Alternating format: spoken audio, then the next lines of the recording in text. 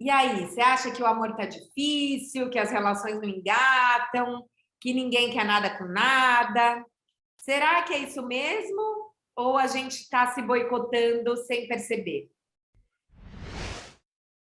Se você quer prestar atenção no que você está fazendo de errado, nos seus auto-boicotes e parar de reclamar do outro, começar a se implicar com as suas crenças e as suas atitudes, essa entrevista é para você. É com muita alegria e muita honra que eu trago de volta ao canal doutora Elizabeth Zamerru, psiquiatra, psicoterapeuta, especialista em codependência e dependência emocional. Tem um curso maravilhoso sobre como curar a nossa criança ferida. Muito, muito obrigada por estar de volta aqui comigo ao canal, doutora Elizabeth. Eu que agradeço, muito feliz de estar aqui e agradeço também a audiência, né, você que está nos assistindo hoje. Inclusive, se você quer mergulhar na autorresponsabilidade, que é o grande lema desse canal, já ativa as notificações, clica no sininho, se inscreve aqui, porque toda semana tem entrevistas incríveis como essa, conteúdos provocadores, insights, para a gente poder se transformar e trilhar essa jornada rumo a amores possíveis. Eu sempre faço muito essa chamada de atenção aqui para os soltos e para as soltas, que é muito fácil reclamar do outro e da falta de responsabilidade afetiva e dos tempos líquidos e do aplicativo. E, na verdade, eu acho que o grande exercício é a gente se implicar nas nossas mudanças. E a gente não percebe. Quais você acha que são os principais auto-boicotes que a gente faz na vida amorosa? Carol, essa pergunta é muito difícil, porque são tantas as formas de auto-boicote, eu acho que, porque a criatividade humana não tem fim, né? Não tem limite, não é? Então, desde escolha de parceiro, desde decisão sobre ter ou não ter um relacionamento, eu não quero mais, pode ser um grande boicote, ou eu quero o primeiro que aparece, modo de dizer. Tem muitas maneiras, né? Mas eu estava vendo umas pesquisas de uma doutora, ela é PhD, o nome dela é Raquel Pio, não sei se você a conhece, e Não, já quero stalkear. ela fez pesquisas a respeito da autossabotagem nos relacionamentos afetivos, e ela fez basicamente 2 pesquisas, assim, com muitas pessoas, muito bom o trabalho dela, e essas pesquisas trouxeram alguns dados que eu gostaria de trazer aqui para vocês, né? Assim, Sim. um deles, uma das pesquisas mostrou que uma das maneiras de boicotar, que são mais frequentes, é repetir os mesmos padrões de escolha de parceiros e repetir os mesmos padrões de comportamento a cada relacionamento. Então, a pessoa vai para o outro relacionamento e faz a mesma coisa, vai para o outro, faz a mesma coisa, e acaba repetindo as histórias. Então, essa é uma maneira importante de autossabotagem na vida afetiva. Eu até estava lendo uma tendência, e vai ter um vídeo no canal sobre isso, que eles chamam de déjà vuing, que é essa sensação de déjà vu na vida amorosa, e a gente reclama que a vida amorosa não muda, mas tinha esse dado interessante que é isso, as pessoas elas vão para os mesmos lugares, a gente segue o mesmo script. Então, você que está assistindo a gente, pensa se você não sugere os mesmos restaurantes para o primeiro date, se você não puxa os mesmos papos, se você não quer agradar da mesma forma. Então, a gente fica usando fórmulas que a gente acha que funcionam. Ah, não, mas é porque eu gosto assim. Sem estar ali, né, com aquela pessoa, aberta ao acaso. Ou, ah, não, eu só gosto de gente que mora em tal bairro, que tem esse tipo de profissão. É claro que, assim, tem um lugar do gosto, a gente não está falando que você sair com qualquer pessoa, mas o quanto será que esse script e esse tipo de pessoa não serve para a gente se manter em relações que não vão para frente, né? Então, assim, essa é uma questão muito importante, que as pessoas não percebem que fazem as mesmas coisas. Sabe, as pessoas pensam muitas vezes assim, eu sou assim, eu penso assim. Gente, calma, né? A gente é muito mais, né? A gente pode mudar comportamentos, a gente pode mudar visão de vida, a gente pode fazer tantas mudanças, então por que não experimentar novas coisas? Acho que essa é uma questão importante, até observar se aquele padrão não está facilitando parceiros que são abusivos, parceiros que são, né, pessoas tóxicas, né? De algum modo, rever essa questão, né? E o segundo estudo dela foi feito com muitas pessoas também, e idades diferentes, e classes sociais diferentes, sexos diferentes, e ela trouxe o seguinte: 4 elementos que são, na relação afetiva, que são os mais importantes para boicotar, para sabotar uma relação, que são o criticismo, a defensividade, então aquela pessoa que é muito defensiva, tudo ela já se defende, o desprezo e o stonewalling, que é o muro de pedra, a pessoa que faz que se recusa, né, a se comunicar e a cooperar para resolver alguma situação. Esses são os 4 tipos que ela encontrou que são mais importantes nos relacionamentos que já estão acontecendo. O que você acha? Me fala a tua Então, percepção. queria falar sobre cada um deles, né? O Isso, vamos criticismo, lá. você acha que a gente se boicota tanto na autocrítica Sim, quanto no excesso de crítica do outro? Porque eu vejo assim, sim, quanto mais tempo a gente está solteiro, parece que mais a gente quer acertar, mais a gente se critica, a gente cria um ideal de eu inatingível, e aí você não está presente, né? Porque você está ali no date, mas tem aqui o seu superego te criticando o tempo inteiro. E eu sinto que às vezes a gente tem até a ver com uma coisa de controle, né? Que eu tenho estudado muito, assim, para ter uma sensação de controle sobre a relação, eu me critico. Porque se a culpa for minha, eu posso fazer algo para reparar. Ao invés de ser só assim, ah, não rolou. Eu acho que eu até já contei aqui no canal uma história que uma vez eu conheci um cara no carnaval e achei ele super descolado, incrível, era um gringo que morava aqui em São Paulo, eu morava no Rio, eu vim trabalhar em São Paulo, a gente combinou de jantar, eu sugeri um restaurante. E aí eu achei, no meio do jantar, que ele achou o restaurante pouco alternativo, porque ele era muito moderno, descolado. E ele nunca mais me chamou para sair, eu acho que eu até mandei mensagem, também não rolou. E eu fiquei muito tempo assim, mas precisava ter sugerido esse restaurante? Ah, mas será que não era cafona? Como se o restaurante, imagina, tivesse sido a justa causa. Então, quanto que esse excesso de autocrítica também não esconde um controle? Porque às vezes, né, não é sobre a gente. concordo com você. E é importante perceber, quando você fala assim que da autocrítica, que ela foi aprendida, né? Ela foi aprendida na infância. É de lá que vem essa autocrítica severa e que a gente pode mudar isso. Se você realmente... Porque é outro personagem dentro da gente que está funcionando. É um programa que está funcionando. E você pode, né, novamente, quando a gente fala bastante aqui de adulto saudável, né, você pode voltar para o teu adulto e ter bom senso. Peraí, não, vamos lá, né? Que é a reflexão que você acabou de fazer. Depois de tudo isso, primeiro você entrou na autocrítica e depois você fez essa reflexão. Peraí, isso não é uma justa causa. O restaurante, ué, como assim? E acho que a crítica do outro, agora que você falou da criança, né? Eu penso o quanto, quando a gente está nesse modo criança ferida e a gente se sente insuficiente, a gente tem autoestima baixa, a gente tende a criticar a pessoa que gosta da gente. Porque, afinal, como a gente se acha pouca porcaria, então, se essa pessoa está interessada, ela não deve ser tão boa assim. E daí a gente volta para aquele modo do quem eu quero não me quer, quem me quer eu não quero. Como Sim. entender? De novo, Desculpa, e tem esse é um outro boicote, é outra maneira de boicotar. Você trouxe à tona agora, outro modo de boicotar. Quer dizer, achar que aquela pessoa que gosta de mim tem algum problema ou é insossa, não é? E para trabalhar isso, a gente tem que trabalhar o jeito como a gente se olha, né? Porque eu vejo que às vezes as pessoas ficam reativas, assim, ah, mas então eu tenho que topar qualquer coisa? Não. Eu sou a maior defensora do. A gente não é obrigada a gostar de quem gosta da gente, mas vamos prestar atenção no padrão? Se toda Uhum. vez que alguém se interessa por você, você no começo estava interessado e de repente você começa a olhar muitas coisas, né? Esse nível da listinha das críticas sobe, talvez isso tenha a ver com a nossa autoestima. Não é topar sair com qualquer um, mas é pensar como eu posso me olhar diferente, né?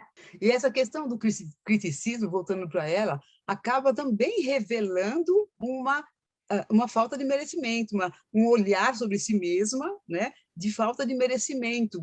Então, porque no fundo tem a questão da autoestima, né? A autoestima está baixa. Por isso esse superego, como você colocou, está tão operante, né? E a autoestima está baixa. Então, é preciso dar uma olhada nesse aspecto, porque se tem algo que pode sabotar uma relação, é a ideia de não merecimento. E uma outra coisa da crítica que eu penso a gente está perdendo a mão em ranquear as coisas que incomodam. Parece que o fato do cara ouvir sertanejo, de repente, vira tão grave quanto o fato dele tratar mal seus irmãos. Assim, a gente está desnivelando, assim, se não é como eu esperava, que de novo volta para o controle, né? Ah, mas eu esperava que ele tivesse me chamado para sair fim de semana. Quem só chama terça-feira, então não tá afim, pronto, não quero. Ou se houve sertanejo, pronto, não quero. Já teve um menino que escreveu no Soltos que parou de sair com a menina porque ela tinha o pé muito áspero. Então, assim, Ai, que nossa. excesso de crítica é essa? Como é que a gente entende o que é Mas essencial aí, e que coisas a gente está sendo chato, né? então, e aí está entrando o quê? Um perfeccionismo. Então, um crítico, assim, esse modo crítico muito severo, ele está levando essa pessoa ao perfeccionismo. E perfeccionismo num relacionamento é outro grande sabotador. O segundo foi defensividade.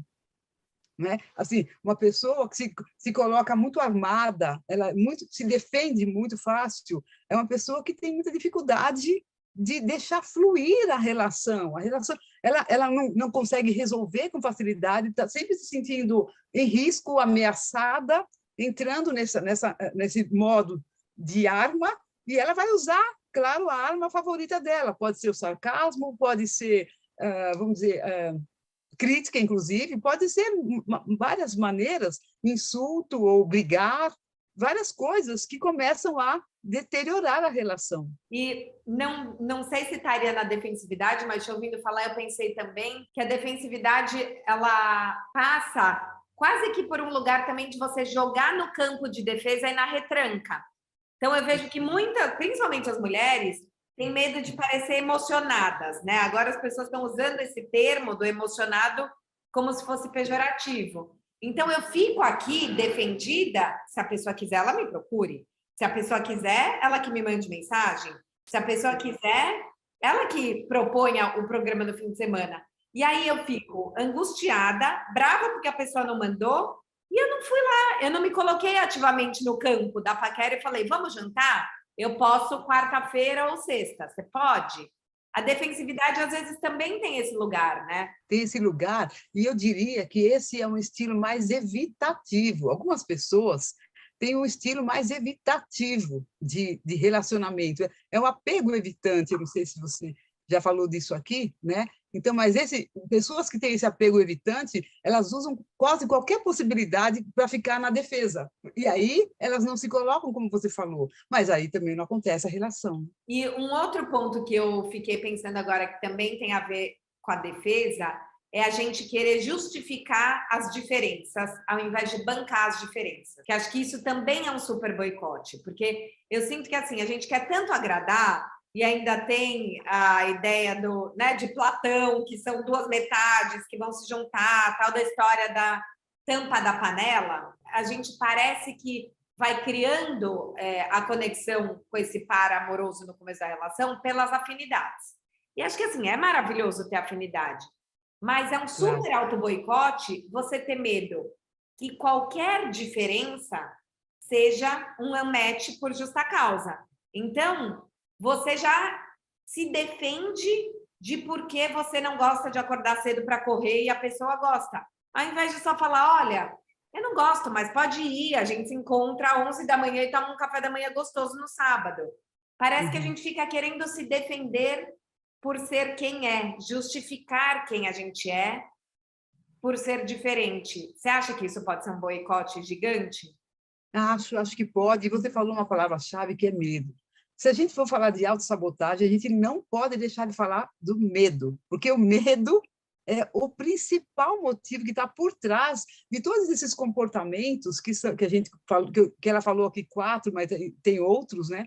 É o medo. O medo está na base, em geral, dessa história, porque as pessoas ou porque pensam que não merecem, ou porque elas realmente pensam que pode acabar mal e eu vou sofrer de novo, mas tem um medo muito importante que provavelmente não foi trabalhado e as pessoas ficam atuando a partir dele sem ter clareza. Como trabalhar o medo para parar de se boicotar? Especialmente a pessoa que é evitante, ela também muitas vezes pensa que ela quer uma relação, né? Ela tem esse estilo, mas ela está tentando realmente não ter. Né? O movimento dela é mais para não ter uma relação do que para ter. E ela não percebe. Ela, às vezes, na consciência, ela pensa que quer. Né? Então, assim, é autoconhecimento. É importante que as pessoas realmente tenham essa coragem de olhar para dentro. Peraí, como eu sou? Como eu funciono? A partir, você vê, agora nós estamos com tantos vídeos maravilhosos na internet, você nesse canal maravilhoso, trazendo tanto conhecimento, então as pessoas, à medida em que vão escutando, elas vão olhando para si mesmas, é uma grande oportunidade. Antigamente a gente só tinha a terapia ou livros, agora a gente tem aí essas oportunidades também para autoconhecimento, né? Ou um grupo de mútua ajuda. Então, é importante que as pessoas que percebam que a vida afetiva começa para, tem alguma coisa que está sabotando, que busquem ajuda de algum tipo, como o seu canal, ou o meu, etc., para começar a se olhar. Então, quando a gente fala, isso funciona como espelho para as pessoas. Então, elas vão poder pensar, puxa, isso também aconteceu comigo, tá vendo? Eu acho que eu fiz isso, acho que eu estava com medo naquela situação. Então, autoconhecimento é a base para que as pessoas possam pensar em mudanças. Mas se não tem autoconhecimento, não tem como caminhar para algo novo, né? O desprezo tem um lugar do tipo, ai, quer saber? É melhor eu já ir embora, não vou ser feita de trouxa. Porque acho que quando a gente pensa desprezo, às vezes a gente pensa só nessas pessoas meio coração de pedra. Mas eu vejo que talvez o desprezo que a gente faça, sem perceber, é esse do tipo, não vou me contentar com essa migalha. Mas às vezes não é migalha. A gente que está sendo ansiosa e tendo expectativa demais. Será que a gente está usando o desprezo porque, na verdade, a gente está se boicotando através da ansiedade e da expectativa? Pode ser, não é? Desprezo também pode ter um outro sentido dentro da relação, que é se a pessoa não faz o que eu quero, desprezo. Não é? Se essa pessoa não corresponde como você falou de expectativa, se a pessoa não corresponde à expectativa que eu tenho dela, né, a idealização que foi criada, desprezo. Então, assim, muitas pessoas usam desse jogo, é um jogo, né? Acaba sendo um jogo na relação de manipulação para que o outro faça ou atue de uma maneira que ela quer. Então, assim, se ele se sentir desprezado, ele vai tentar me agradar, vai tentar fazer o que eu quero para me reconquistar, por exemplo. É uma outra coisa, né? E daí a gente foge do diálogo, né? Que eu acho que isso até vai levar para o quarto ponto, que é o stonewalling. Explica para os soltos o que é stonewalling para quem não conhece esse termo. Então, essa pessoa que, como eu disse anteriormente, que se recusa a se comunicar, né? Existe uma situação mais difícil, existe um estresse ali, essa pessoa entra num modo de silêncio, entra num modo de não quero me comunicar, não quero conversar, não quero cooperar para resolver o conflito, resolver a situação, para convergir para algum consenso, a pessoa entra nesse muro de pedra, né? É uma parede que é criada, né? Mais ou menos isso. E eu acho que essa parede, às vezes a gente acha que está criando para não se expor e a gente está impedindo que a relação aconteça, né? Então, tem muito uma coisa assim, mas também não vou me humilhar. Só que nem tudo é humilhação. Eu acho que a gente evitar todo tipo de conversa também é um super auto-boicote. A gente não virar para o outro e falar, olha, eu fiquei chateada, olha, eu esperava que tivesse sido assim, assim, assim. Olha, para mim é importante isso. Não ter medo de se colocar. Porque eu acho que a gente, de novo, né, espera, volta para a coisa do controle, espera que a pessoa entenda a gente, haja como a gente, do jeito que a gente esperava, e se não é assim, a gente despreza, a gente coloca a parede, a gente dá um match, ou a gente se sente miserável, ao invés de acertar as pontas. Você acha que a gente está desistindo rápido demais? E isso é um auto-boicote? Acho que sim, muitas vezes sim. E é uma coisa, você falou um ponto que é tão importante, muitas pessoas ainda têm uma visão de que conflito, melhor evitar.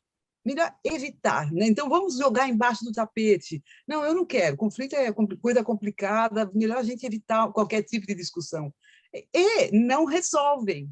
E não percebem que, fazendo isso, elas estão degradando essa relação, porque pessoas não estão felizes nessa relação.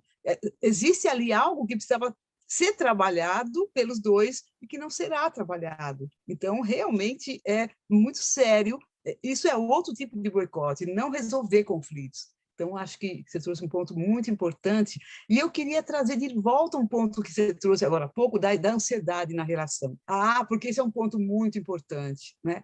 Até na codependência, a gente sabe que a maior parte dos codependentes tiveram um estilo de apego ansioso.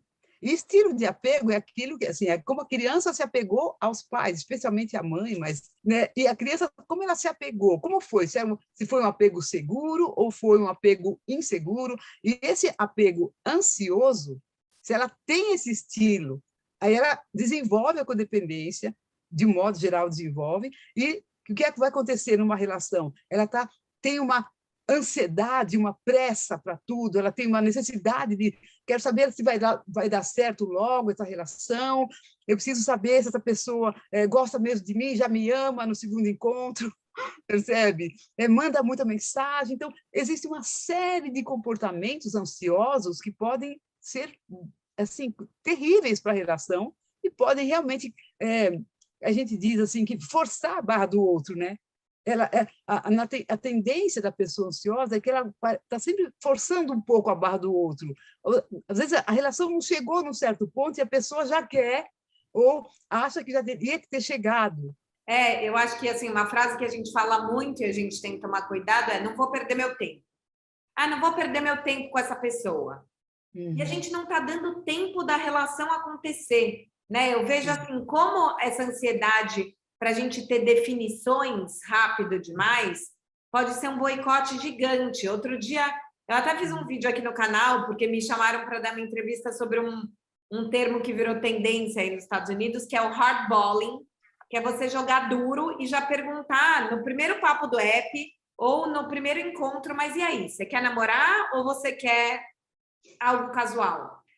E tem gente que defende que isso é um super empoderamento. E eu acho que isso é um super auto-boicote e sinal de ansiedade, né? Assim, a pessoa não respondeu, então, tá vendo? Ela não tá interessada. Daí você fica irritada, você já acha que a pessoa é babaca, você já fala mal dela para 20 amigas, e depois de um dia ela te responde e te chama para jantar. E você passa um dia inteiro com gastrite fazendo boneco de voodoo. E eu acho que assim, é difícil porque às vezes você ficou tão implicada nessa raiva da pessoa não ter te respondido que você até vai jantar com ela, mas você vai enraivecida.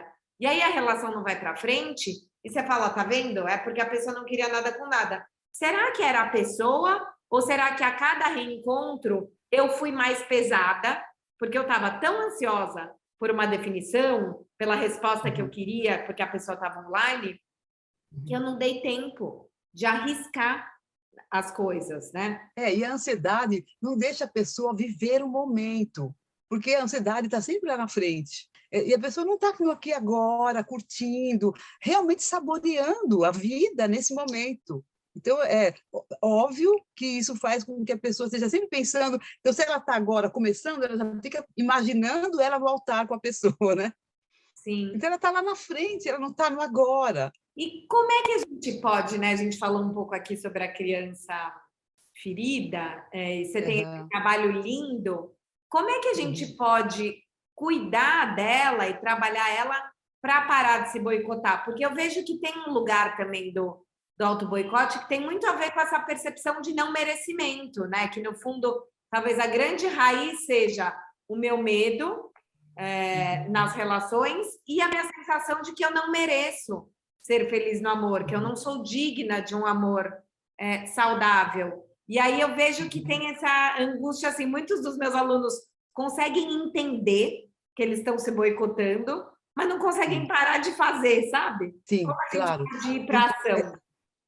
E a questão é que aí eu acho que meu curso vai entrar como uma grande solução, né? Porque, veja, se essa criança está muito atuante na relação, se ela está ansiosa, ela vai atuar com ansiedade, percebe? Se ela tem essa visão dela mesma de não merecimento, e a gente sabe que essa visão geralmente veio lá de trás.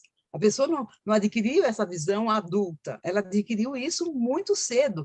imagina, essa relação começa desde que a criança nasce. A questão do apego ansioso é dos 20 primeiros meses de vida, quando é ainda pré-verbal, percebe? Então, se a criança tem essa ansiedade e tem todo esse jeito de boicotar, precisa curar essa criança interior.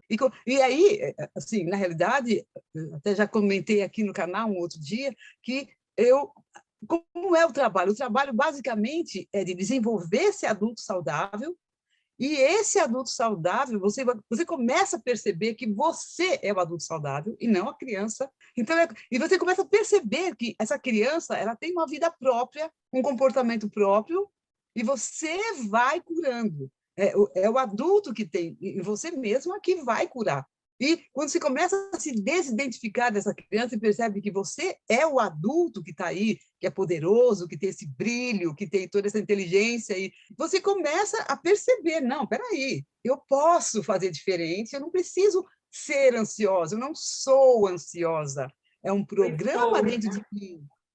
É um programa dentro de mim e eu posso lidar com esse programa, eu posso fazer diferente. Por isso que eu digo que às vezes precisa de uma terapia, mas nem sempre. De repente, se a pessoa desenvolve esse senso de estar no aqui e agora, refletindo, usando esse racional, ela já está desenvolvendo bastante o adulto. E acho que uma outra coisa que me veio à cabeça te ouvindo falar é que esse adulto se entenda como uma pessoa possível, né? Eu até mudei a assinatura do canal para uma jornada rumo a amores possíveis. E eu vejo que talvez um grande auto-boicote seja o ideal de eu que a gente tem da gente.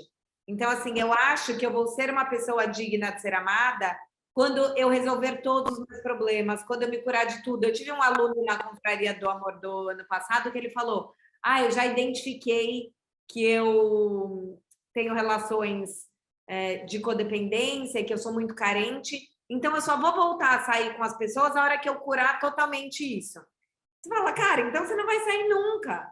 Então, o quanto também ter esse ideal de cura absoluta também não é um auto-boicote, né? Acho que é maravilhoso a gente estar no processo, mas entender que nesse processo a gente vai errar, que a gente vai ter falhas, que vão ter caos nossos, vão ter coisas que a gente vai ter que pedir desculpas, e tudo bem, né? Porque senão, às vezes, eu acho que a gente assume uma postura proativa e produtiva de autodesenvolvimento que pode ser uma grande autossabotagem, que é, então, eu só vou estar pronto para amar quando eu passar por todos esses níveis. Você concorda? Sim. E, por outro lado, eu vejo que é uma boa decisão, é melhor fazer uma coisa, pensar assim, do que vou para o próximo sem fazer nenhuma reflexão, né?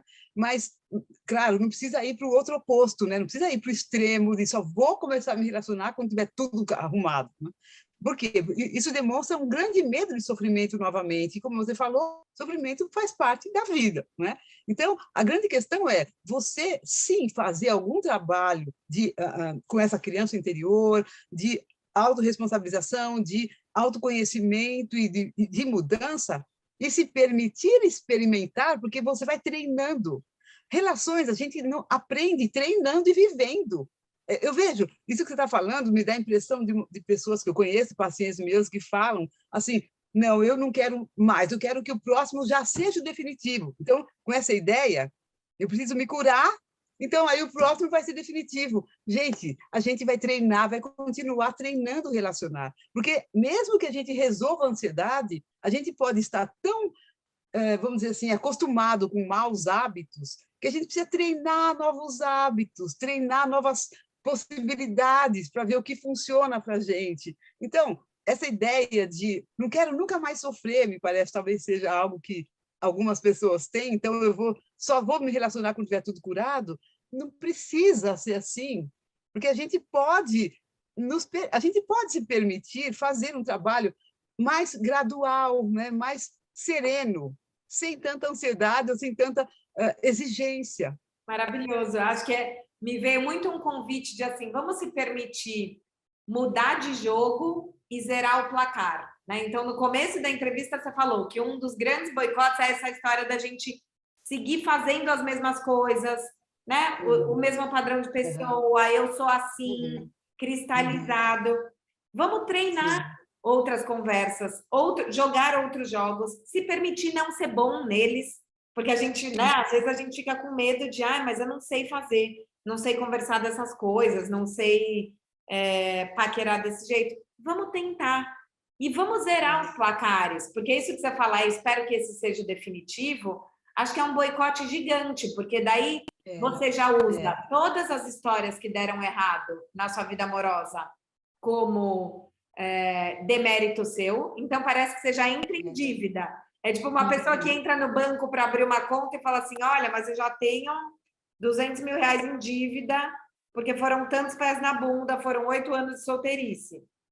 E aí você quer que essa pessoa compense o outro cara que você saiu 3 anos e não deu em nada. Então, é bom que ele resolva logo. Que a gente possa ficar em cada relação um pouco numa lógica do AA, né? Do um dia de cada vez. Porque se a gente já quiser ou compensar o prejuízo passado ou garantir o lucro futuro, a gente vai perder tempo. Doutora Elizabeth, muito obrigada por estar aqui de novo comigo no canal. É sempre um prazer ter você aqui.